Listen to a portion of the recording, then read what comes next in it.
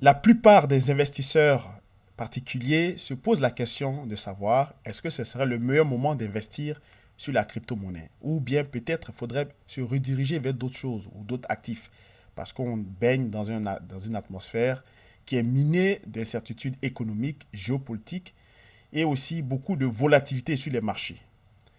Alors, si cette inquiétude euh, fait partie de votre quotidien, si vous êtes un trader sur la crypto-monnaie ou bien un investisseur sur la crypto-monnaie, je vous recommande fortement de suivre attentivement cette vidéo parce que je vais vous expliquer, je vais vous donner les trois raisons selon moi pourquoi serait-il le bon ou le mauvais moment d'investir sur la crypto. Si ce n'est pas encore déjà fait, je vous invite à vous abonner massivement à cette chaîne, à cliquer sur la cloche, n'est-ce pas, pour activer les notifications afin d'être au courant de toutes les vidéos que nous mettons à votre disposition lorsque nous publions du contenu. Et je vous dis à tout à l'heure après le générique.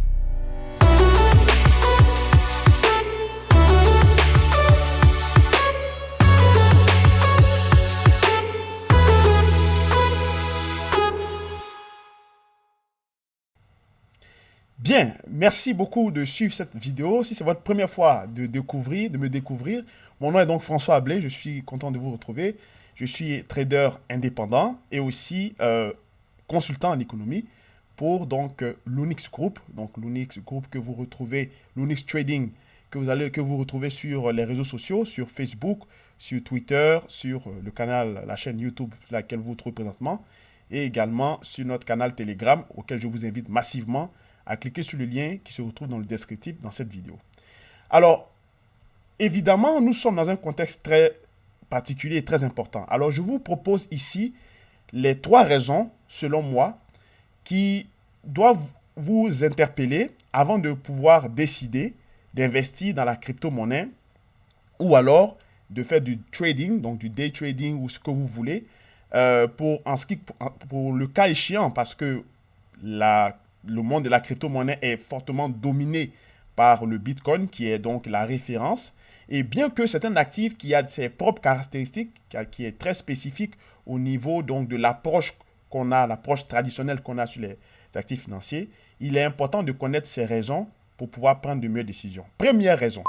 La première raison, c'est le contexte d'incertitude mondiale. Alors, vous savez très bien, ce n'est pas un secret de Polichinelle. Le monde est en ébullition parce qu'on a un conflit actuellement russo-américain, d'accord, qui progressivement, au départ, on parlait de conflit russo-ukrainien, maintenant qui s'est déplacé en conflit russo-américain. On a aussi la Chine avec la Taïwan. Donc, on est dans un contexte global de menaces et d'incertitudes et qui pourrait même basculer en guerre, d'accord? Donc, dans ce genre de contexte, sur les marchés financiers, évidemment, la référence de tous les actifs financiers, il s'agit bien sûr du dollar, d'accord?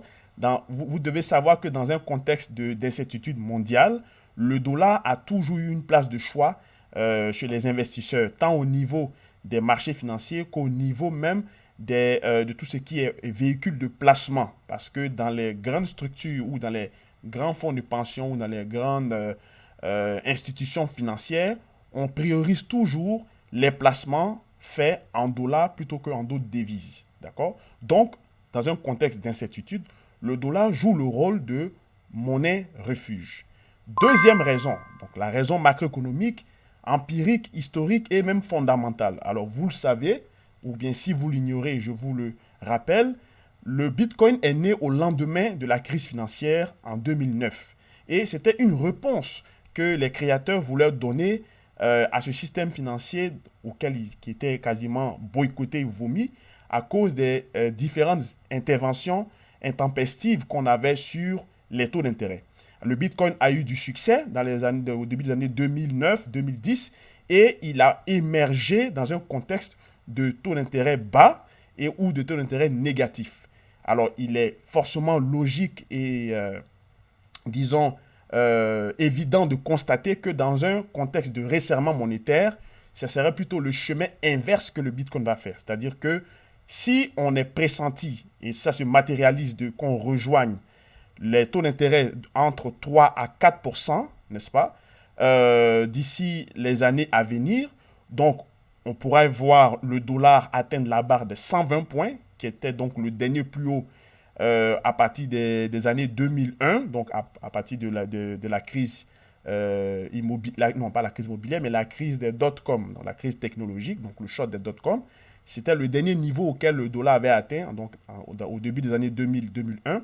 Il est fort probable que le Bitcoin puisse se retrouver vers les 8000 ou vers les 5000 dollars. Donc, ceci étant dit, le Bitcoin a un avenir menacé dans un contexte de resserrement monétaire. Troisième et dernière raison, comme vous pouvez le constater quand vous regardez le graphique, je n'ai pas besoin de vous l'expliquer, ça se voit tout de suite. La moyenne mobile, ou disons les moyennes mobiles les plus utilisées par le marché au niveau technique, que ce soit au niveau des compagnies, des agences financières comme Bloomberg, Reuters ou que sais-je encore, utilisent souvent les moyennes mobiles de 20 périodes et de 250 périodes qui symbolisent en fait l'accélération du prix au niveau du mois et l'accélération du prix au niveau annuel. Donc on le voit très bien en rouge ici sur l'écran que la moyenne mobile de 250 périodes est actuellement à 30 210 dollars. Donc est fortement dominée, c'est-à-dire que le prix actuel est largement en dessous de cette moyenne mobile. Donc n'oubliez pas aussi que le calcul de moyenne mobile se fait de façon lissée sur 200 périodes consécutives. Donc, ça veut dire que c'est pendant 10 ans qu'on prend 200 périodes, donc 200 jours, 200 clôtures de prix, et on lisse donc le prix pour voir en moyenne combien ça nous fait en termes de cotation. Donc aujourd'hui, actuellement à l'heure à laquelle nous regardons ce graphique, le Bitcoin est à 23 950, alors que sa moyenne mobile de 250 périodes, donc annuelle, est à 30 210. Donc il est fortement en dessous. Donc cette moyenne mobile qui est très suivie par le marché domine fortement le prix. Et donc c'est donc une raison assez évidente et pertinente que le Bitcoin aura du mal à se hisser au-dessus de cette moyenne mobile.